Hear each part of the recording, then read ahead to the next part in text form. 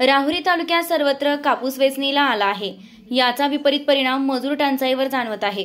मजूर मिळत नसल्यानं भाववाढ करून एक शेतकरी दुसऱ्या शेतकऱ्यांचं मजूर पळवत असल्याचं दुर्दैवी चित्र सर्वत्र पाहावयास मिळतंय। याचाच फायदा घेत वेचणीला प्रति किलो 15 रुपयाचा भाव मागितला जात असून व्यापाऱ्यासह आता मजुरांकडून शेतकऱ्यांची मोठ्या प्रमाणात पिळवणूक केली जाते।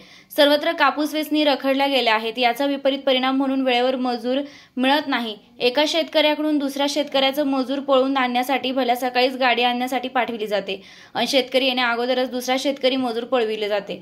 वेचणीसाठी क्विंटलला 1500 ते 1600 रुपये मोजण्याची वेळ शेतकरी वर्गावर आली आहे।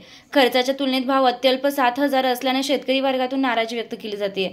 सुरुवातीला झालेल्या सततच्या पावसानं कपाशी पिकाचं मोठ्या प्रमाणावर नुकसान झालं। आता मजूर वेळेवर भेटत नसल्यानं कापूस वेचणीला विलंब होतोय। परिणामी कापूस चोरीचे प्रमाण देखील वाढले। वेळेवर मजूर उपलब्ध होत नसल्याने पुढील वर्षी कापसाची शेती करावी की नाही असा प्रश्न शेतकरी वर्गापुढे उभा ठाकला। कापसाला झालेला खर्च व नुकसान याचा विचार करून 9 ते 10 हजार रुपयांपर्यंत बाजारभाव मिळाला पाहिजे अशी अपेक्षा आहे।